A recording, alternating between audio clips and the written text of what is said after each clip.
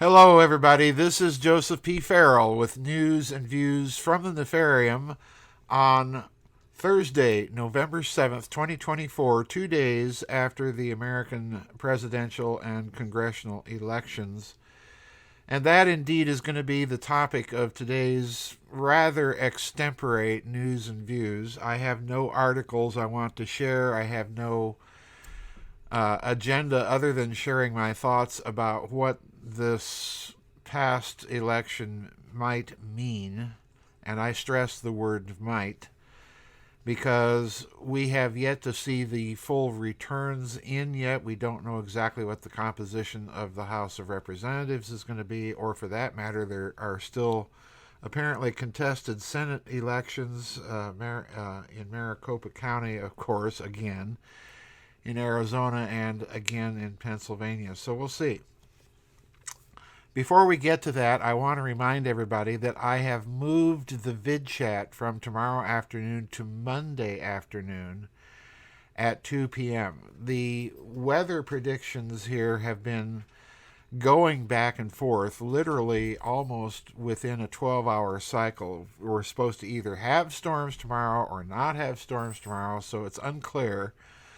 But if they're that unstable and unsettled, I'm not going to take a chance. So I'm going to move the vid chat to Monday at 2 p.m., which is supposed to be a relatively clear and calm day. Keep your fingers crossed. Now, I am not moving the deadline. It is still going to be 10 o'clock American Central Time, U.S. Central Time, tonight, to get your comments and questions in. And then, of course, next Friday, we do have the evening vid chat. So if you don't get your questions and comments in today in time, wait until this weekend when the new chat posts, and be sure you post your comments and questions on the new vid chat, not on the old one, so that your comments and questions will go on the new vid chat. So deadline is still 10 p.m. tonight. Now, I just finished a couple of interviews yesterday on what I think this election might mean. I did one with Mel Hosterick at Veritas, and then I followed that up with another interview with Catherine Fitz, which was a bit more in-depth and focused on the results of the election. Those are both important interviews. Check them out when they post them. I will post them here on the website. But in lieu of that, I also wanted to I know people are going to be wondering what I think has happened. I don't know why anyone would place any value on my political opinions, because I'm not a pollster. I'm not a very political person. Politics does not really interest me, other than I cast my vote and do my thing, but that's about the extent of it. But I do definitely have thoughts about what this election really was about and what it might, and again, I'm stressing the word might, mean. The first thing, and this is going to be a ramble, folks, so just kind of settle back. I'm not under any time constraints with this news and views like I usually am, so it might go a bit long as well. So the first thing I want to address is all the stories of the voter fraud that we saw appearing, particularly in the alternative media, up to, and they're still in some places occurring. And what bothers me is that these stories might simply get shunted aside in the wash or in the wake of this Trump Republican victory. And I urge people not to allow these stories to do that, because this is a broken system and it needs to be fixed once for all and state by state. And if the Republicans can mobilize the types of get out the vote effort that they apparently put into this election, they can also mobilize the forces to fix the polling and the election results, and I believe very strongly that they will have support from many traditional kind of centrist Democrats in that effort as well, because no one wants to have these elections dragging on for days and days and weeks and months, allowing fraud and fixes to occur. It needs to be addressed, and it needs to be addressed now. And speaking of fraud, you'll have noticed that 10 million, or approximately 10 million Democratic votes just dropped out of the picture. They were there for Joe Biden in 2020, and they didn't show up in 2024. And my explanation is not so much that Kamala Harris did not bring in a lot of those Democratic voters. I'm quite confident that many traditionally Democratic voters did not show up to vote for her, but not to the extent of 10 million. In other words, it's the number itself that is too large, and my suspicion is that this is the best indicator yet that the 2020 election was fraudulent and fixed. Those 20 million vote, or 10, pardon me, those 10 million votes probably didn't exist in the first place. That's how bad it was. And most of you know my thoughts about the rest of the fraud in that election, and I do believe that there was fraud and that the election was stolen. Call me whatever you wish to call me. The election itself is interesting, and there are a number of takeaways from it. But I believe truly that the election was more than politics as usual. This was a cultural election. For most Americans who voted, particularly those who voted for the Trump ticket, this was an existential election. It certainly was that way for me. And as I told some of my friends, I had to hold my nose to vote for Mr. Trump. But it was either Mr. Trump or allowing a party that has become essentially a Jacobin party. It is no longer a political party. I think Paul Craig Roberts just came out and said that today. It's a revolutionary ideological party. And that is what has captured their party machinery, like it or not. They are beholden to one of the money of some of the most wretched and revolutionary billionaire busybodies in the world. You know their names. I needn't mention them to you. So it's a Jacobin party, and the results of the election are a repudiation, in my opinion, of that ideological and cultural agenda. It's not only a repudiation of the bad economy, it's not only a repudiation of the open border, which incidentally is also a cultural issue, because people are tired of having all the money being used to support illegal immigrants and that money stolen from the American taxpayer. So that's a cultural issue. Years ago there was a talk show host by the name of Michael Savage that used to say that you cannot have a country unless you are prepared to defend three things: your borders, your culture, and your language. It was a repudiation of the bad economy.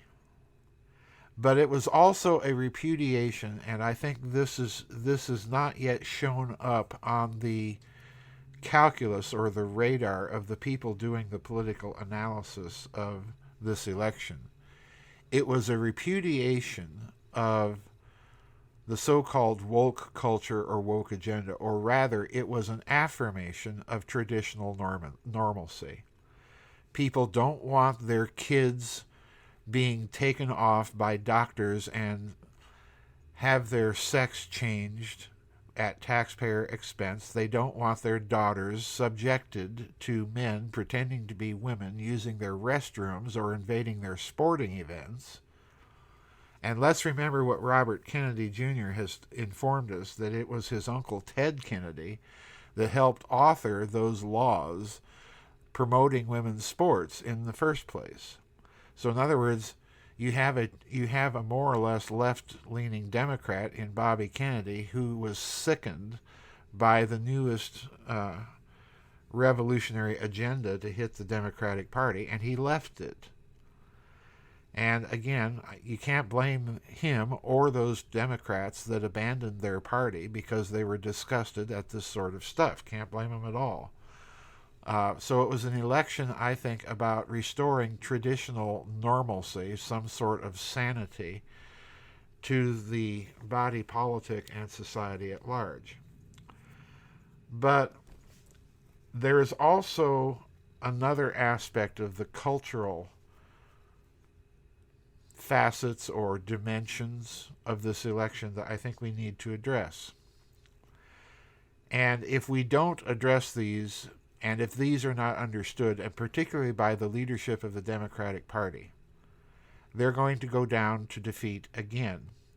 And if it continues in this Jacobin radical vein, it will face political extinction. And that Trump coalition that you see put together will split, and a new party will be formed out of either the left or right wing of that split. The three aspects that I think are crucial to understand here are that this election was a defeat of three things, and these are very important. It was a defeat of the narrative, or rather, it was a defeat of narrative as a political tool to acquire and maintain power. And by narrative, what I'm suggesting here are, first of all, the narratives that were spun by the propaganda media regarding Mr. Trump, but also the narratives that they spun regarding Mr. Biden and Kamala Harris herself. We watched them flip, literally almost overnight, from saying that she was one of the worst vice presidents, most unpopular vice presidents in American history, to all of a sudden being the star-spangled candidate, the joy candidate, and the best woman for the job, and so on and so forth. In other words, the media attempted to drive several narratives, and they utterly and completely failed. In other words, this is a defeat of virtual campaigns. This is a final defeat of virtual campaigns. Now, I happen to believe, like I've said, that Biden lost the 2020 election. I think the fraud was that bad, and he ran a virtual campaign. But if you were in any doubts, you were just served up the proof of the pudding. No more virtual campaigns. The people are not going to be fooled. And that means that politics as usual is over. Partisan politics, as we've seen it and experienced it most of our lives, that's over. This was a cultural election. This was a paradigm shift. So the second thing we need to be aware of was that this was a massive defeat for the propaganda media. Where it goes and how it handles things from this point on will determine its future, if it has any, or its survival. There might be one election cycle left in them, but if they try the same stunts again, they will eventually simply wither and die on the vine. This was an election that changed the nature of media and media campaigns, because you'll notice that much of the media support for the Trump campaign was coming from the new media, podcasts like Joe Rogan or Tucker Carlson.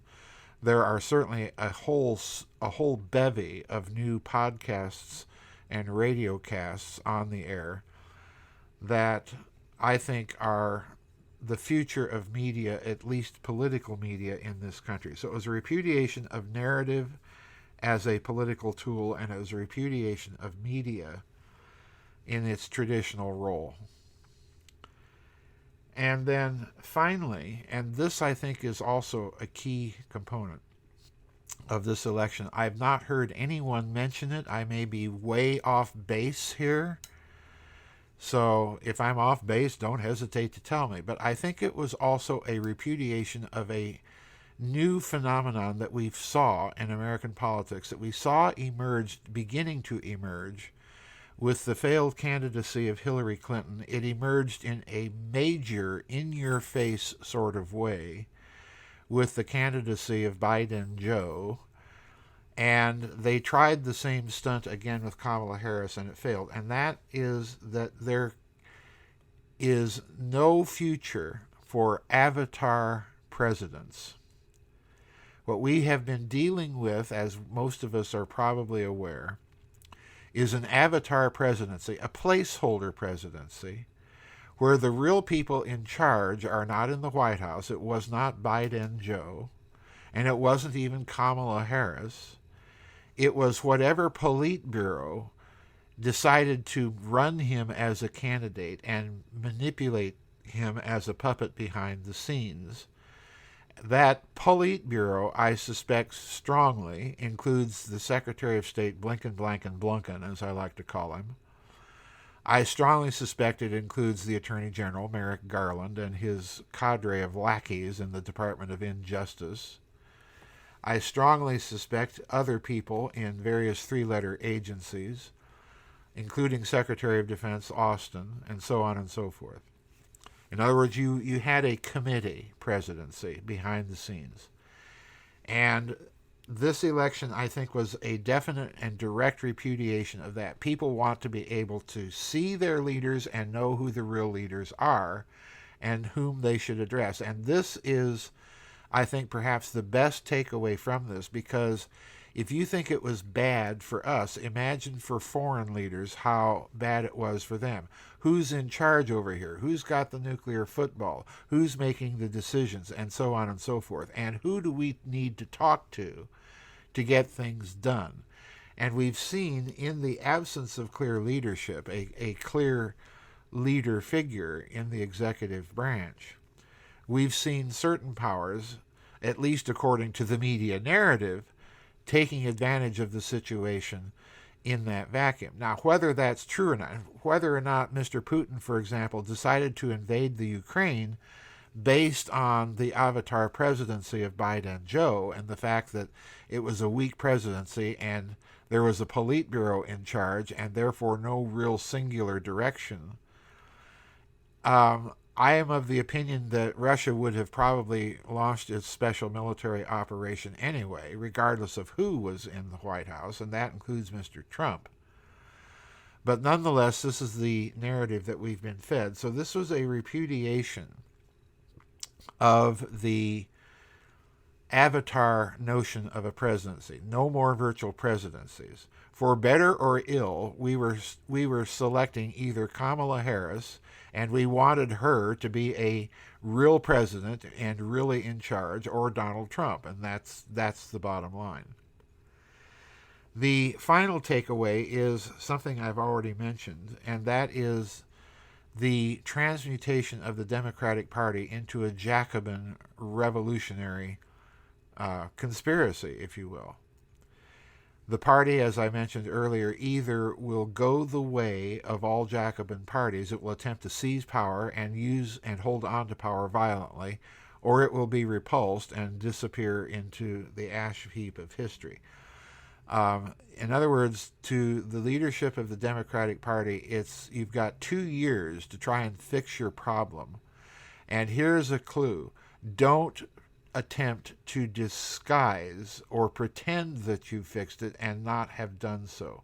People are not going to be fooled. In fact, you have a very bad track record at this point. And that track record really began with the attempt of Bill Clinton to appear to move the Democrat Party to the center as preparation for his presidential run in the early 1990s.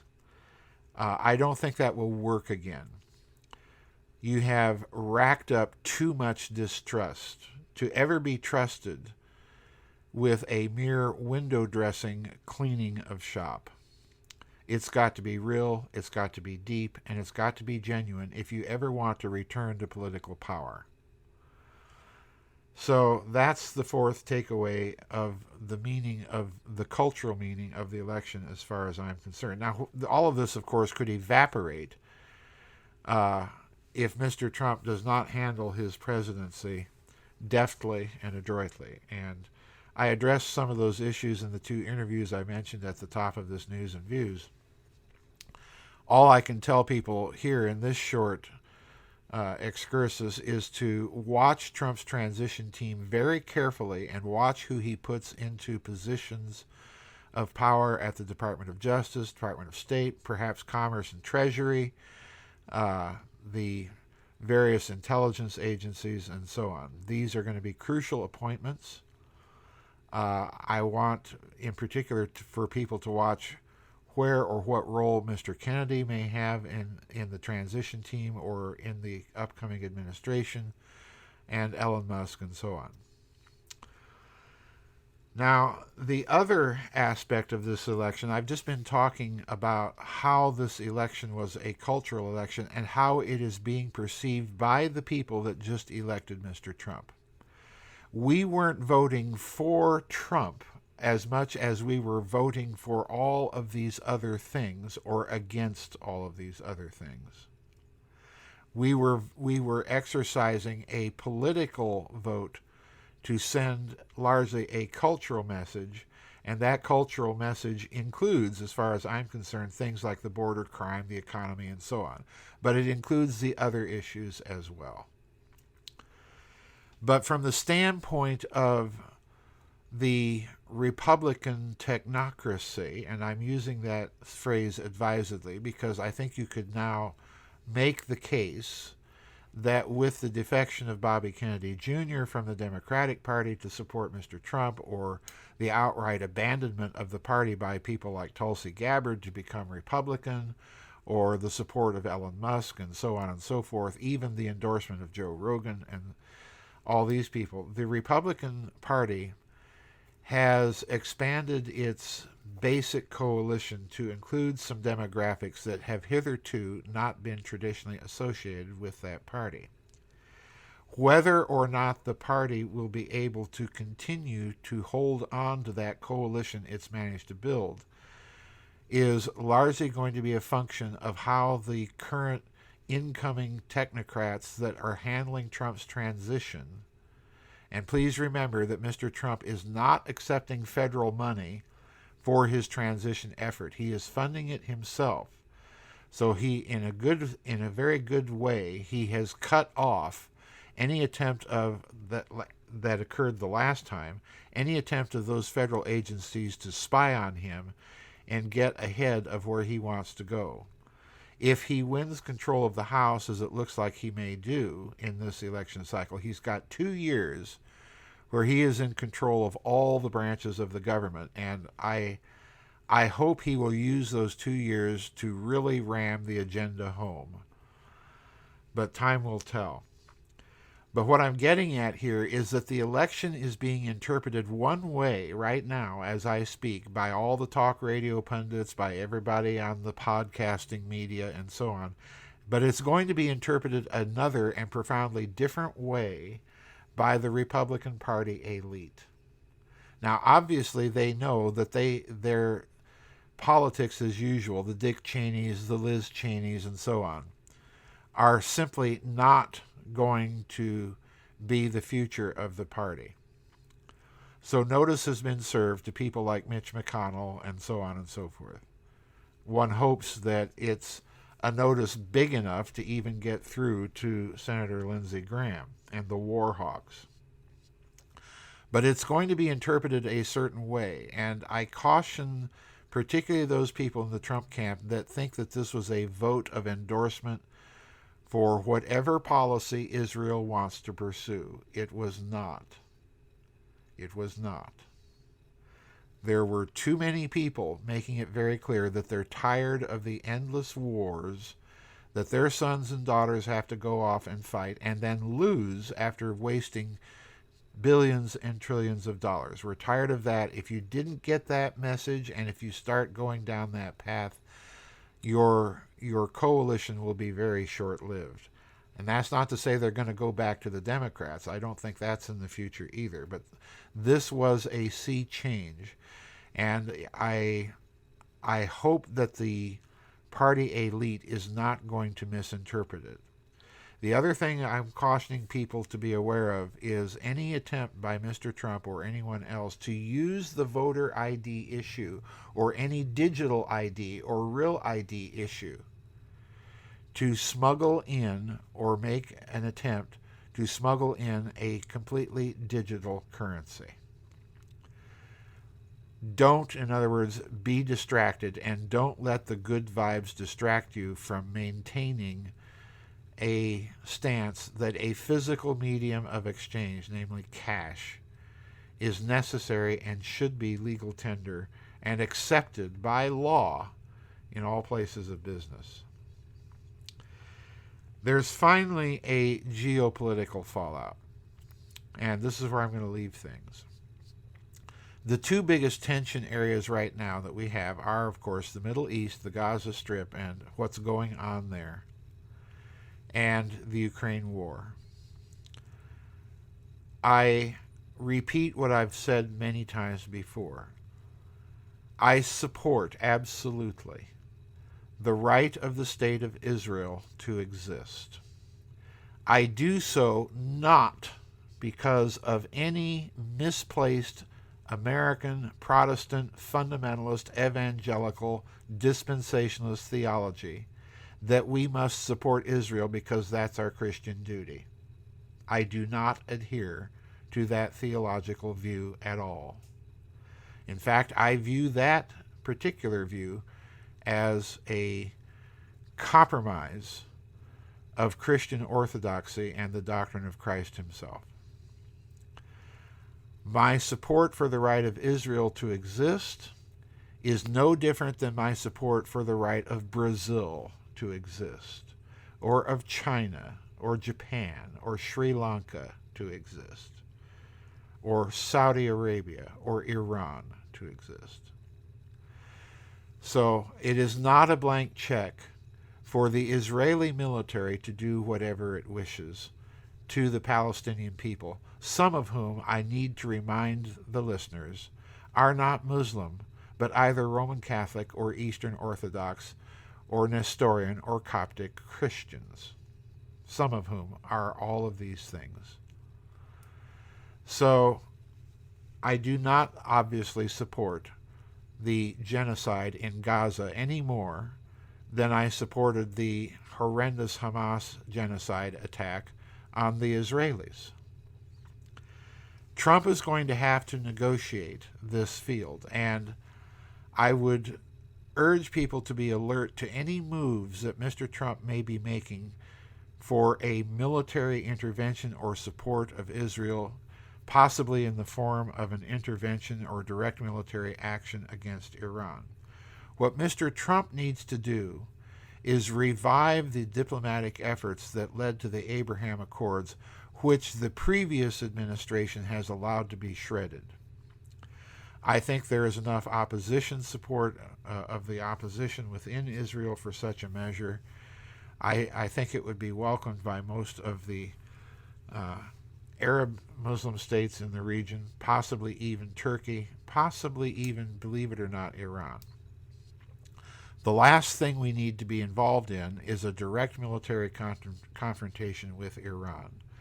We should rather be supporting and pursuing the internal Iranian movements of resistance and reform.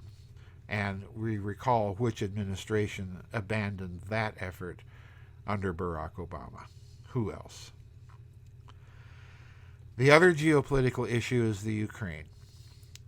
And Mr. Trump needs to be very clear here that there is no path to peace so long as the current Ukrainian government holds on to power. Why are we supporting a government that won't even allow elections in its own country? There is no path to peace so long as the West insists that the Ukraine must become a member of the European Union or join NATO. What we should be doing is urging an Austrian neutrality policy for the Ukraine, which I think the Russians would probably accept, because I'm with many of the analysts out there, the contrarian analysts, such as Colonel Douglas McGregor or Scott Ritter or some of the other professors in the American foreign policy establishment that have warned about this Ukrainian war all along. I don't believe that Russia has any desire to occupy and retake the Ukraine and reintegrate it into the Russian Federation. I don't think, quite frankly, that they want the headache. But they do want to look out for the civil and cultural rights of Russians living within the borders of Ukraine, hence their operation in the Donbass to begin with. So I think Trump has a golden opportunity to act as arbiter or negotiator for a negotiated peace to the end of that war, and then he can take that political capital and turn around and use it to perhaps negotiate or arbitrate some sort of end to this slaughter in Gaza. Now, we all know what the slaughter in Gaza is really about. It's about the land and it's about the resources. It is, at this point, having nothing to do about crippling and punishing Hamas and so on and so forth. That's a convenient cover story, and that's certainly one objective, but the real objective is to acquire that land and the resources on it. And like it or not, it belongs to the people of Gaza. Now, I'm certain that there could be some sort of negotiation that could take place where every party to the conflict has something to gain by ending the conflict and developing those resources. So I'm urging a path of peace here to attempt at least to bring an end to that war. But this is basic. I know I've gone on for a very long time, but I want to leave it there. This is basically what I think the election means. I think it was a cultural election, that it was a cultural bellwether, that both parties are sorely mistaken if they attempt to interpret it as anything less than that and to move away from the perceptions of the people that just put Mr. Trump back into power and that just put the Republican Party back into power. It is about the border. It is about the crime. It is about the wave of illegal immigration. It is about traditional normalcy and cultural values. Men are men and women are women. It is about not having your children subjected to a bunch of transgenderist propaganda and sex change operations and so on. It is about all of that. It is about the defeat of narratives. It is about the defeat of the traditional propaganda media. It is about the defeat of virtual or avatar presidencies. And it is about the defeat of a Jacobin party. Make no mistake about that. If your analysis does not include those bedrock facts, then you are going to be led astray and you will lose power very, very quickly. So that's it for my news and views today, folks. Thank you for listening. I hope I haven't managed to crawl way off the end of the twig with my particular personal analyses. I hope it stimulates your own thoughts on what has just happened. Remember to get your questions and comments in for the rescheduled vid chat. Get your questions and comments in by the usual deadline, 10 o'clock U.S. Central Time today. And that vid chat will be occurring on Monday afternoon, this coming Monday at 2 p.m. The next regularly scheduled vid chat will be a week from tomorrow. That will be our evening vid chat. Cross your fingers. We're in that period of time where the monsoon season likes to kick up. It seems like every weekend, just in time for the weekend, with severe weather. I literally had to hit the storm shelter twice last weekend with sudden pop-up storms. And if you live in this region of the country, you know what a pop-up storm is. You literally get almost no warning to get into your storm shelter with these things. So that's why I reschedule the vid chats on even the chance of severe weather, because I literally have about 2 minutes to get myself and Miss Shiloh gathered up, and gathering her in a storm and getting her into a shelter can be a bit of a chore, let me tell you, folks. So, I don't want her to lose her little life in a tornado because I haven't been able to get her into the storm shelter with me. So that's it for today's news and views, everybody. Thank you for listening. Thank you for being patient through all the schedule changes. Bye-bye, and we'll see you on the flip side. God bless.